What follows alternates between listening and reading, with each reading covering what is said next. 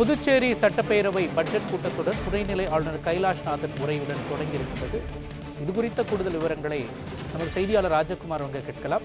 ராஜகுமார், புதுச்சேரி சட்டப்பேரவை கூடியிருக்கிறது. இந்த பட்ஜெட் கூட்டத்தொடரில் பேசவிருக்கிற மிக முக்கியமான விஷயங்கள் என்ன, இன்றைய அலுவல்கள் குறித்தும் சொல்லுங்க. புதுச்சேரி சட்டப்பேரவையின் பட்ஜெட் இன்று துணைநிலை ஆளுநர் கைலாஷ்நாதன் உரையுடன் தொடங்குகிறது. 55 நிமிடங்கள் தனது உரையை வாசித்த துணைநிலை ஆளுநர் கைலாஷ்நாதன் தற்போது தனது உரையை குறித்து சட்டப்பேரவை புறப்பட்டிருக்கிறார். புதுச்சேரி 15வது சட்டப்பேரவையின் 6வது கூட்டத்தொடர் இன்று காலை 9:30 அளவில் தொடங்கியது.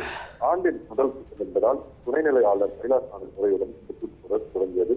முன்னதாக உரை நிகழ்த்த வந்த துணைநிலை ஆளுநர் கைலாஷ்நாதனை காவல்துறையினர் அணிவகுப்பு மரியாதை அளித்து வரவேற்றார். தொடர்ந்து சபாநாயகர் செல்வம் பூங்கொத்து சட்டப்பேரவையினுடைய மைய மண்டலத்திற்கு அழைத்துள்ளார்.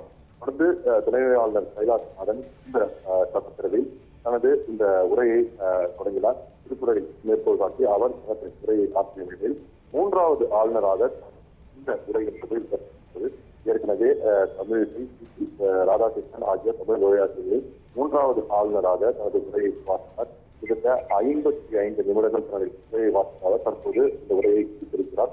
தொடர்ந்து புதுச்சேரி சட்டப்பேரவையில் நாளை காலை 9 மணிக்கு ஒத்திவைத்து சபாநாயகர் செல்லும் அறிவிப்பு வெளியிட்டார். நாளைய தினம் ஆளுநர் உரையின் மீது உறுப்பினர்களின் விவாதமும், அதனை தொடர்ந்து நாளை 12ஆம் தேதி புதுச்சேரிக்கான முழுமையான பட்ஜெட்டை தாக்கல் செய்ய இருக்கிறார்கள். நிதித்துறை பொறுப்புகளுக்கும் முதலமைச்சர் ரங்கசாமி 2025-26 ஆண்டிற்கான முழுமையான பட்ஜெட்டை நாளை மறுநாள் தாக்கல் செய்ய இருக்கிறார்.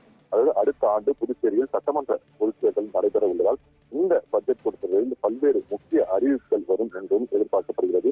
இந்த பட்ஜெட் கூட்டத்தொடரை குறித்து புதுச்சேரி சட்டப்பேரவை சுற்றிலும் பலத்த போலீஸ் பாதுகாப்பும் போடப்பட்டிருக்கிறது.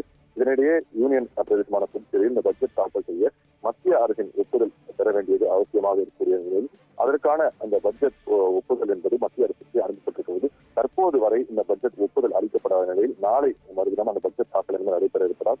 இன்று மாலைக்குள் இந்த பட்ஜெட் ஒப்புதல் ஆகும் எனவும் எதிர்பார்க்கப்படுகிறது. புதுச்சேரி சட்டப்பேரவை இந்த பட்ஜெட் கூட்டத்தொடர் இன்று தொடங்கி கிட்டத்தட்ட 15 நாட்கள் நடத்த திட்டமிடப்பட்டிருக்கிறது. இருப்பினும் அலுவல் ஆய்வுக்குழு கூட்டம் இன்று கூடி எத்தனை நாட்கள் நடத்தலாம் என்று இறுதி செய்யப்பட இருக்கிறது. தொடர்ந்து 55 நிமிடங்கள் துணை ஆளுநர் கைலாஷ்நாதன் தனது உரையை ஆற்றினார். கடந்த ஆண்டு புதுச்சேரி அரசு செய்த பல்வேறு சாதனைகள், பல்வேறு மக்கள் நல திட்டங்கள் குறித்து எடுத்துரைத்த அவர் பல்வேறு விஷயங்களை எடுத்துள்ளார். குறிப்பாக புதுச்சேரியில் பெண்கள் புயல் நிவாரணம் உடனடியாக வழங்கப்பட்டதாகவும் 61 கோடி ரூபாய் முதற்கட்டமாக வழங்கிய மத்திய அரசுக்கு நன்றியை தெரிவித்திருக்கிறார். பெரும் நியாயமான முறையில் அரசு பணியிடங்கள் நிரப்பப்பட்டு வருவதாகவும் துணைநிலை ஆளுநர் கைலாஷ்நாதன் தனது உரையில் தெரிவித்திருக்கிறார். மேலும் புதுச்சேரி விமான நிலைய விரிவாக்கம், புதுச்சேரி புதிய பேருந்து நிலையம் புதுப்பிக்கப்பட்ட விஷயங்கள் உள்ளிட்ட பல்வேறு திட்டப்பணிகள் குறித்து தெரிவித்த துணை ஆளுநர் கைலாஷ்நாதன் 55 நிமிடங்கள் தனது உரையை வாசித்து தற்போது சட்டப்பேரவையில் இருந்து பெறப்பட்டிருக்கிறார்.